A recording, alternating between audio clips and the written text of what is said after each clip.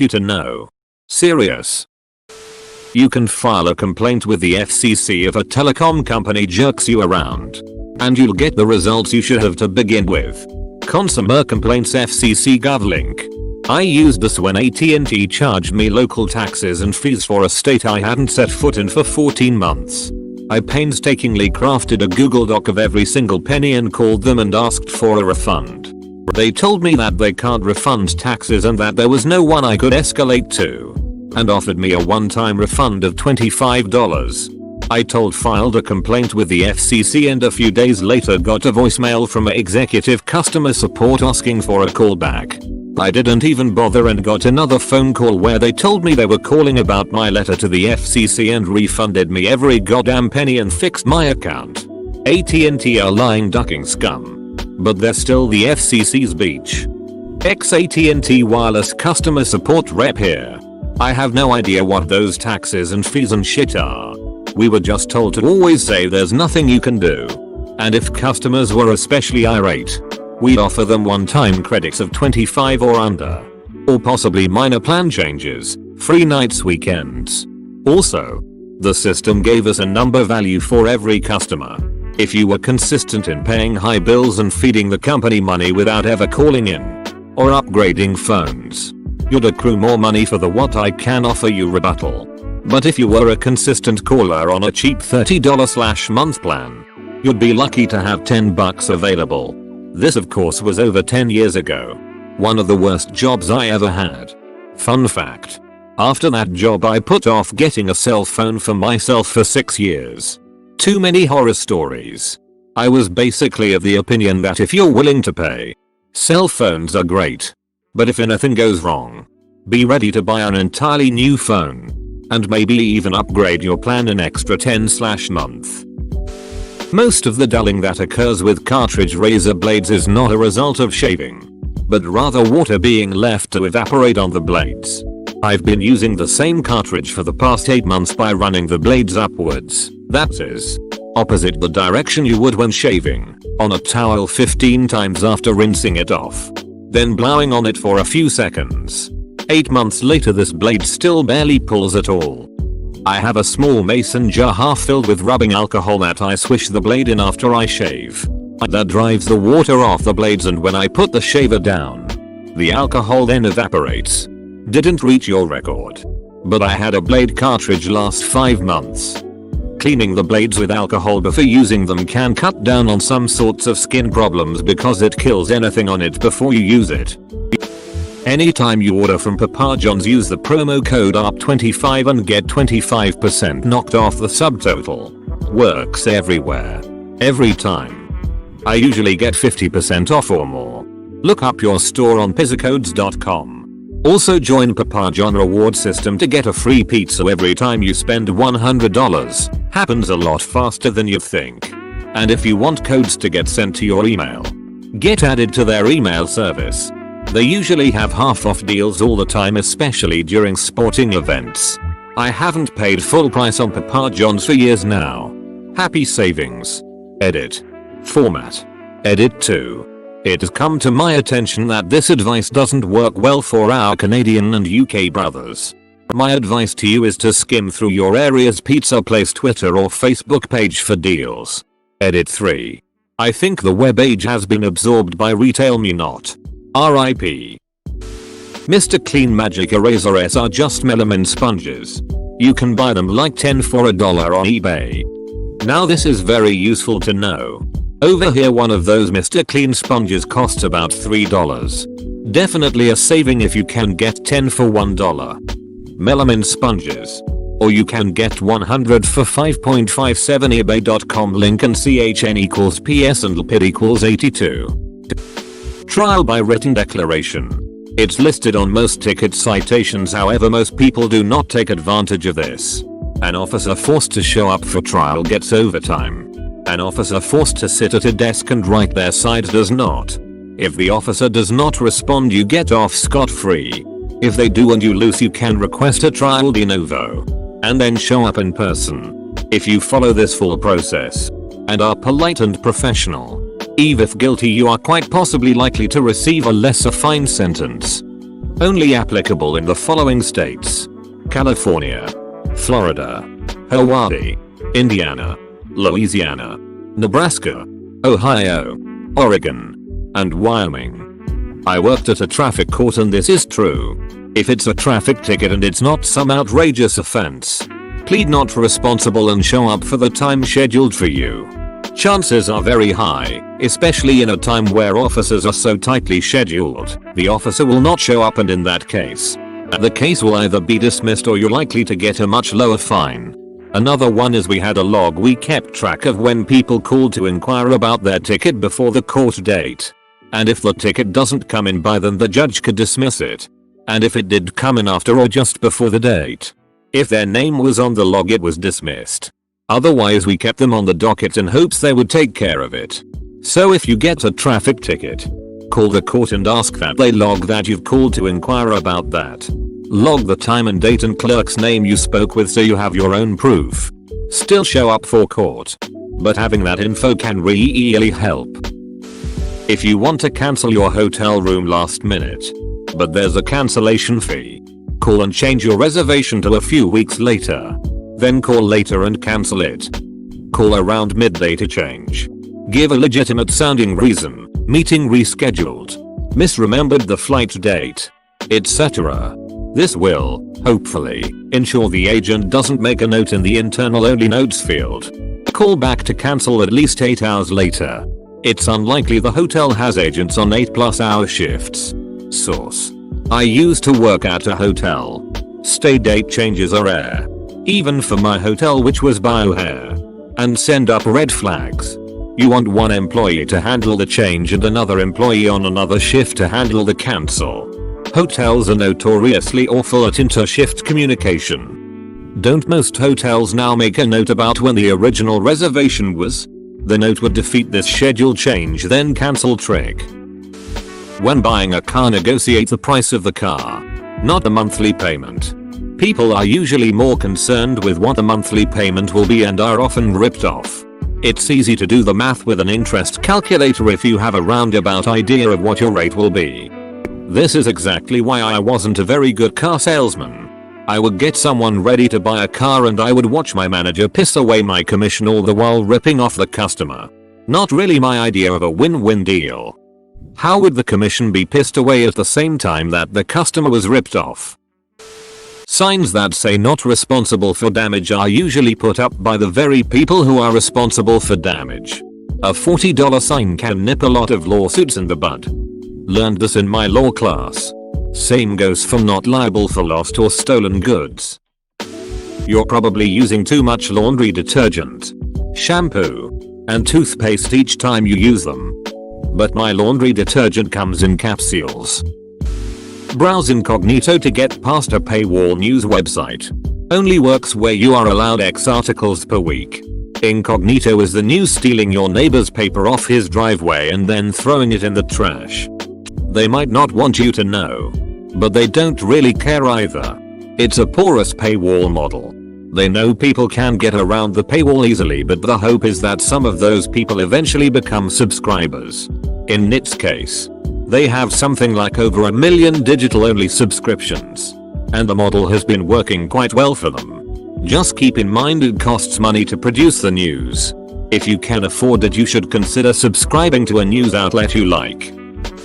These two drugs are the exact same thing. imgur.com link. But the allergy medicine on the left costs 1/2 as much and has twice as many doses as the sleep aid on the right. Edit. Since many have asked, yes, they are both 25 milligrams. See comments for verification. My mother insists on buying Tylenol PM instead of generic Benadryl for occasional sleeplessness. I've explained to her 1,000 times that Benadryl is cheaper and isn't loaded with a bunch of Tylenol, which she doesn't need anyway. If she insists on it, it might be working better for her, because she thinks it does. Bulk vinegar can replace a lot of cleaning products. Edit. I should add that you water it down. Pure white vinegar is corrosive. I eyeball a ratio. But there's actual recipes out there. I love cleaning with vinegar. If you put in a little lemon essential oil, it'll mask the taste too. I'm assuming you mean the smell. Unless there is some vital final lick under the rim step I have missed all these years. I don't know if they don't want you to know about this. But here we go. If you're going to make a purchase with an online retailer, it's often worth putting the items in your cart, then leaving the site for a little while. Because some sites will contact you with a special offer or discount code in an attempt to persuade you back into making that purchase you were going to make. Can save you a few bucks. It doesn't always work, but it's often worth attempting, especially with solely online retailers. Notable exception is Amazon. If you bought something at a store and it goes on sale afterward but the store says they do not do price adjustments, buy another one and then return it using the original receipt.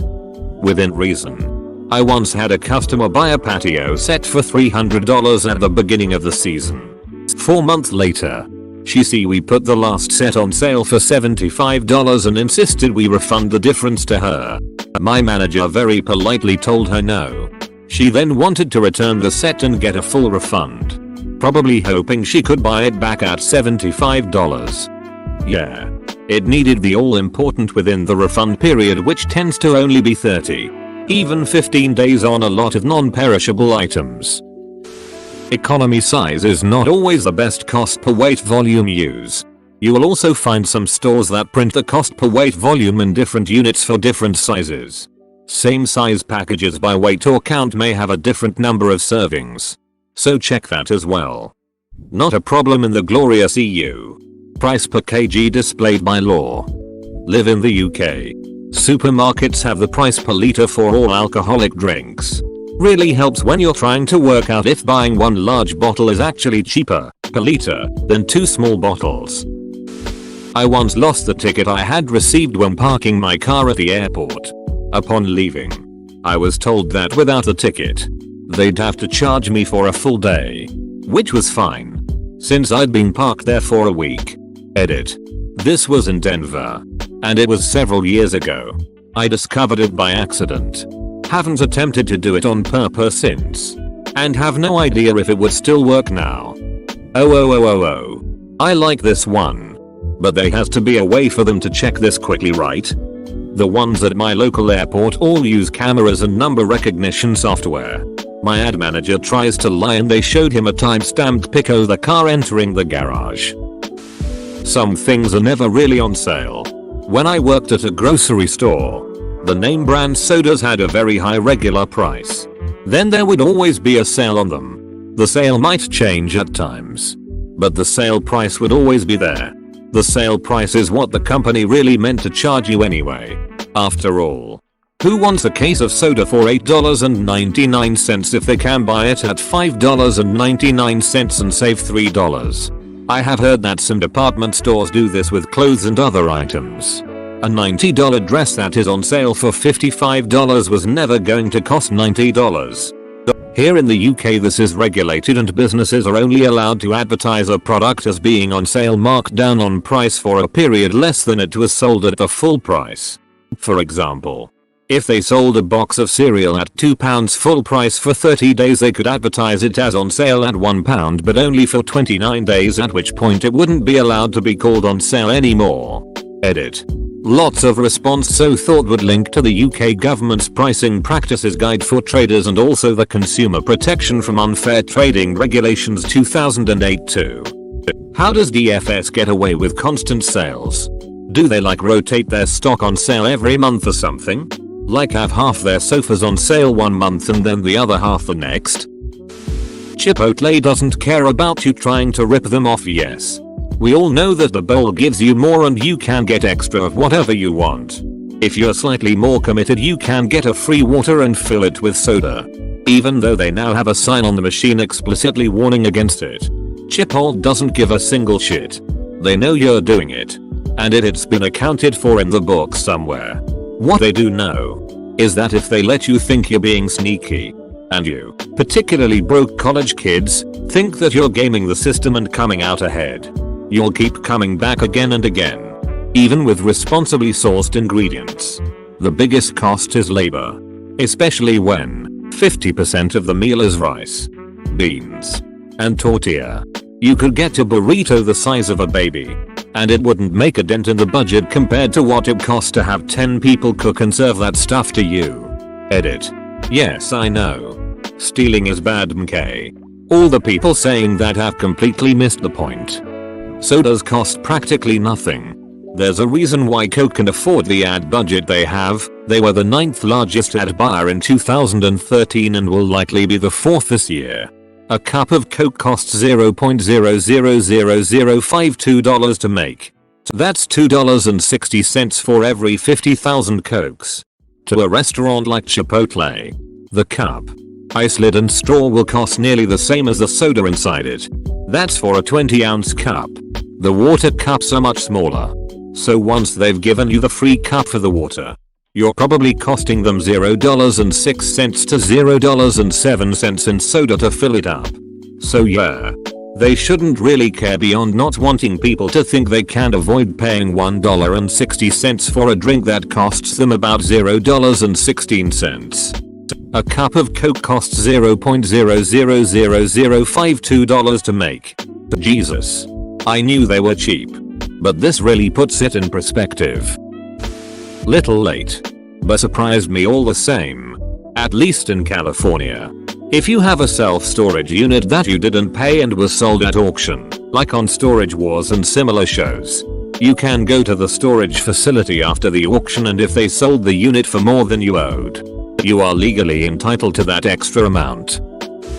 In the US, if you're ever pursued for a debt, especially if you are taken to court over it, demand that they produce documentation verifying that you owe the debt and the amount. Quite often, they won't be able to and the case will be dismissed. Most debt collectors aren't the party you originally owed the money to, but rather companies that purchase debts in bulk for pennies on the dollar. Very often, all they have on you is your name on a spreadsheet and they're banking on the fact that you won't contest it. Edit. Yes. I got this from a recent episode of This American Life. Although I've heard this before and I'm generally aware of the requirement to prove up a debt in order to obtain a court judgment. I'm not giving legal advice here though. I'm simply repeating the gist of the episode. The specific example they used took place in a courtroom when the debtor had actually been sued. I don't know what effect this would have on a collection agency's calls. They are typically not the owner of the debt but a third-party service, I believe. But I think if you request documentation you might be able to make some headway there as well. I don't know if the type of debt matters. A couple of people asked about student debt. But I'd imagine that sort of thing remains well documented when it changes hands. Point is, I'm not suggesting people use this as a loophole to weasel out of legitimate debts. But if someone is trying to hold you legally liable for something, you should request evidence. Please note that this only applies to third-party debt collectors, not people companies that you directly owe. So if the dentist contacts you about a past due balance, they're not covered by FDCPA. But if they hire a debt collection company to do so, the debt collection company would be bound by FDCPA. Off-name and store name brands are not always cheaper. They, at least partially, rely on the misconception that brand name goods are always more expensive to sell things at a higher price. Always check the actual price tag, even if the store brand is on sale. I'm very thankful for the price per ounce thing they provide. Makes the math a lot easier if I'm debating between 2 4-packs or 3 3-packs. Until they change the units on you. $0.12 Oz for the store brand. $0.88 can for the name brand. That's irritating and I wonder if they do it on purpose. Pressing 0 loads of times during an automated phone robot will put you through to a human at customer services. Works for pretty much any company. It's been my experience that any automatic phone systems with voice recognition software will immediately forward you to a human agent if you swear into the phone. Must remember this one. Say your name then press the pound key mother ducker, transferring you to a representative. You are legally allowed to get a full refund for an airline ticket within 24 hours of purchase. In which country? Any source please? Quite interested. The US at least. I've done this before multiple times. In fact, I count on it when booking tickets online in case I change my mind in 24 hours. But need to get this amazing deal now. Instead of ordering JR Cheeseburger Deluxe, order a JR Cheeseburger and ask for all the toppings. Toppings are free at Wendy's, so save several cents. You don't have to do anything. Doing nothing is always an option. Learned that from my dad.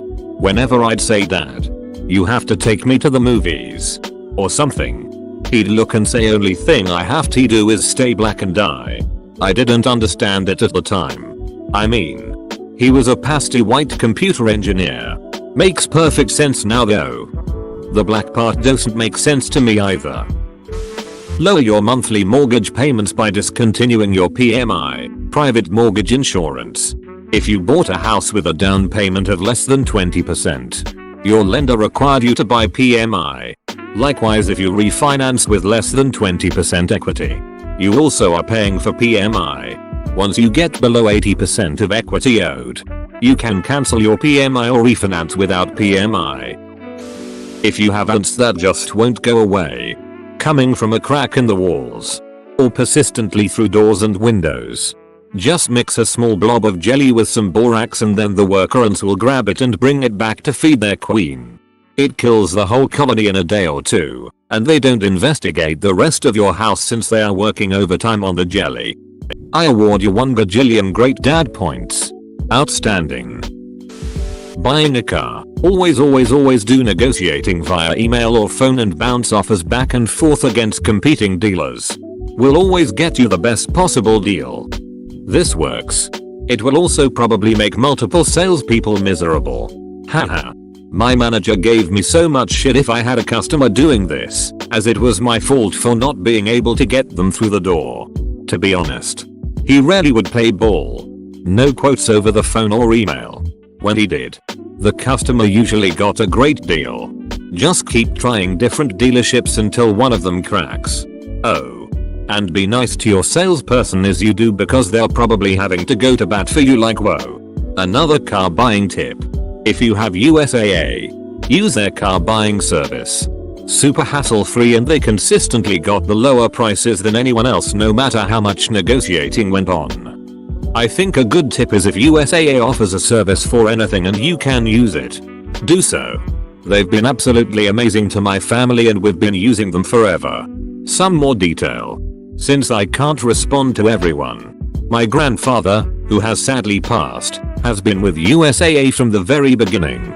And it carried over to my father, who served in Vietnam, and my mom as well. I have no idea if this has any bearing on the way they treat us. But as I've said, they've been super amazing to us. Every time we've needed to make an insurance claim, they're on the ball and our rates don't go up. For example, when my mom shattered her windshield while on a road trip, USAA got it sorted damn near immediately and my mom had very little downtime with her car. Yes, they're not the cheapest, but they're kinda like Apple in my eyes. You get exactly what you pay for. Only really used them for insurance and banking and they've been damn good. The only drawback is they have no physical presence like traditional banks, so if you're not used to that, it can be jarring. Kind of a shame to hear that their other services aren't so great. Like mortgage. You'd think they'd be on top of that. Thanks for watching. Subscribe for 3 videos a day.